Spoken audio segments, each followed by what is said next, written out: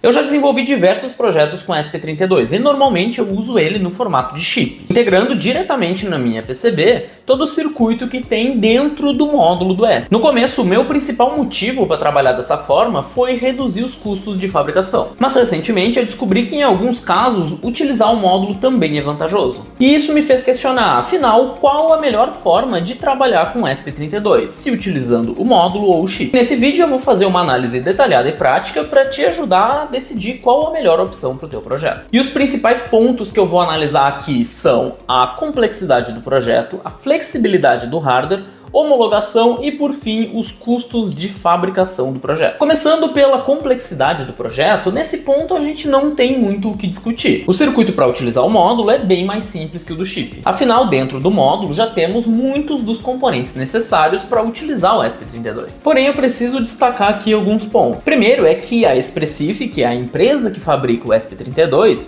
disponibiliza para a gente vários guias e informações ali focadas exatamente no desenvolvimento de hardware utilizando o chip do ESP32. O segundo ponto é que no meu curso de hardware para microcontroladores, eu ensino justamente como superar esses desafios do projeto do circuito básico utilizando o chip do ESP32. E vai destacar que a dificuldade para se utilizar o chip do ESP32 ocorre mesmo só na primeira vez que tu faz isso, depois acaba ficando bem mais tranquilo. Agora vamos falar da flexibilidade do hardware, e aqui a diferença é bem clara. Quando utilizamos o módulo, nós temos duas opções de antena, onde uma é aquela que está integrada já no corpo do módulo, e a outra é quando ele tem um conector para tu adicionar uma antena externa.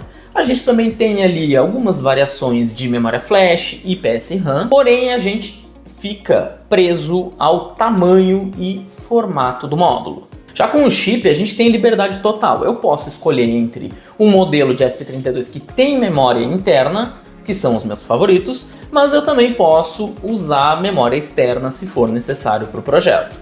Eu consigo também reduzir muito o tamanho da placa. Sabe os ESP32 Super Mini? Pois é, eles são um excelente exemplo disso. Onde a gente tem um ESP32 que já possui memória interna, então a gente pode reduzir bastante o hardware, o que não dá para fazer utilizando o módulo. E eu posso também customizar a minha antena Wi-Fi, podendo usar ali uma antena integrada no corpo da placa, como a gente tem na maioria dos módulos, mas também usar modelos diferentes de antena, e aqui a gente pode pegar como exemplo também os ESP32 Super Mini. Agora vamos falar sobre um ponto bem técnico, que é a homologação. Esse tema se refere à aprovação regulatória de equipamentos ou dispositivos em geral que emitem radiofrequência, como por exemplo dispositivos com Wi-Fi e Bluetooth, que é o caso dos ESP32. De fato, para o chip do ESP32, o teu produto vai precisar passar por todo o processo de homologação do zero, fazendo todos os testes e tudo mais que for necessário. Nesse caso, tu vai ser responsável por garantir que todo o teu projeto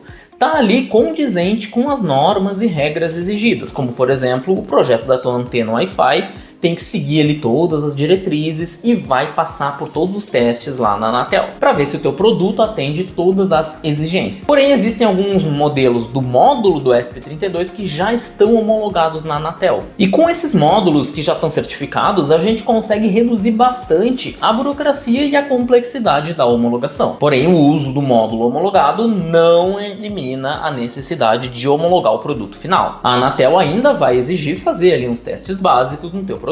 Nesse caso, tu vai precisar homologar o teu produto final como um dispositivo que já possui transceptor certificado, o que simplifica bastante o processo. Mas vale lembrar que nem todos os modelos do módulo do ESP32 possuem essa homologação na Anatel. Então é muito importante tu te certificar de que de fato tu tá usando um módulo que tem a homologação. De todos os aspectos que eu tô analisando aqui nesse vídeo, essa questão da homologação é o que eu menos conheço. Então deixem aqui nos comentários se eu falei alguma coisa errada ou então informações relevantes que eu posso ter esquecido. E por fim, vamos falar dos custos de fabricação. Para analisar isso, eu vou usar como referência a JLC PCB, que além de ser a empresa onde eu fabrico as minhas placas e dos meus clientes, também é minha parceira nesse vídeo. Então se tu quiser fabricar tuas placas de circuito com o melhor preço e qualidade do mercado, eu vou deixar o link deles aqui na descrição desse vídeo. Pra gente analisar o custo, eu primeiro preciso dar um contexto para vocês que é bem específico da JLC PCB. Quando a gente vai fabricar uma placa com os componentes já soldados nela, a gente tem duas opções de montagem: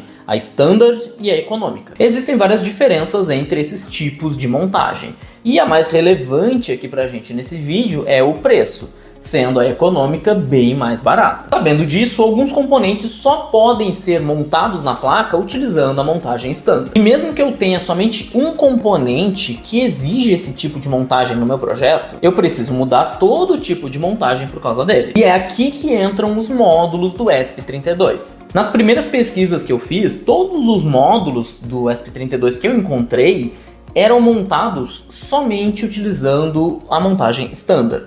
Ou seja, se eu colocar um módulo desse no projeto, eu já automaticamente aumento todos os custos de fabricação. E foi exatamente essa questão que me motivou a estudar e começar a fazer os projetos utilizando o chip do ESP32. Porém, algum tempo atrás eu encontrei na biblioteca da JLC PCB alguns módulos do ESP32 que podem ser montados utilizando a montagem econômica. E isso muda bastante as coisas, inclusive foi o que me motivou a gravar esse vídeo para vocês. Então, para ver qual alternativa é mais barata, eu projetei duas versões dessa placa, uma utilizando o módulo e outra utilizando o chip. Fui lá no site da JLC e fiz a cotação para fabricar 5, 20 e 50 unidades dessas placas, com boa parte dos componentes já soldados nela. Aqui eu segui a mesma lógica e padrão que eu costumo utilizar para os meus projetos e dos meus clientes, onde eu peço ali a maior parte dos componentes SMD já montados. Para um pedido de 5 unidades, nós temos R$ 275 para fabricar placas com o módulo e R$ 291 para fabricar placas utilizando o chip. Nesse caso, fabricar com o módulo acabou saindo mais barato, mas eu achei que a diferença de preço ia ser maior. Agora, para o pedido de 20 placas, eu tive uma surpresa. Ficou R$ 730 para fabricar com o módulo e R$ 708 para fabricar utilizando o chip. Isso acontece por diversos motivos, mas os dois principais são que o custo unitário do módulo acaba sendo maior do que o custo individual dos componentes que são necessários para montar o circuito que tem dentro dele. E também a gente tem ali algumas taxas que são cobradas para a montagem de alguns dos componentes necessários quando a gente utiliza o chip. Porém, esses valores não mudam se eu fabricar 5, 20 ou 50 placas. Então isso faz com que para poucas unidades o módulo acabe ficando mais barato. Porque nesse caso, as taxas ali de montagem utilizando o chip acabam pesando mais. Porém, quando a gente está fazendo uma quantidade maior de placas, essas taxas ainda continuam as mesmas. E aí, nesse caso, o custo individual de cada módulo acaba fazendo com que o custo total do projeto fique maior. E para o pedido de 50 placas, temos a mesma lógica do pedido de 20 placas. Ficou R$ 1.460 para fabricar utilizando o módulo e R$ 1.355 para fabricar utilizando o chip. No geral, aqui eu achei que a diferença foi bem pouca entre utilizar o módulo e o chip. Principalmente se a gente analisa o custo por placa, que muitas vezes fica até inferior a R$ 4. Mas afinal, depois de analisar todos esses 4 pontos, qual é a melhor opção? Primeiro, vamos tentar ver quem é melhor em cada um dos pontos que eu analisei. Quanto à complexidade do projeto, o módulo acaba se saindo melhor. Para a flexibilidade do hardware, o chip é a melhor opção sem dúvida. Para homologação, o módulo acaba simplificando bastante essa tarefa, mas a gente viu que ele tem ali algumas limitações porque nem todos estão homologados. E quanto ao custo de fabricação, o chip acaba saindo mais barato, mas sinceramente eu acho que os dois empatam, porque como a gente viu, a diferença de preço não é tão relevante assim. No geral, sinceramente, eu acho que tanto faz qual tu vai escolher. O ideal é tu analisar de acordo com a tua necessidade. O fato de o módulo simplificar o processo de homologação é bem relevante para um projeto que tu quer que vire um produto. Mas nas pesquisas que eu fiz, e eu também não me aprofundei muito nisso, os modelos de ESP32 que eu costumo utilizar, que são principalmente o C3 e o S3, eu não encontrei um módulo já com homologação. Se você souber que existe ou não, me fala aqui nos comentários também pra gente ir contribuindo com esse vídeo. No meu caso, depois de tudo isso que eu analisei e pesquisei para fazer esse vídeo,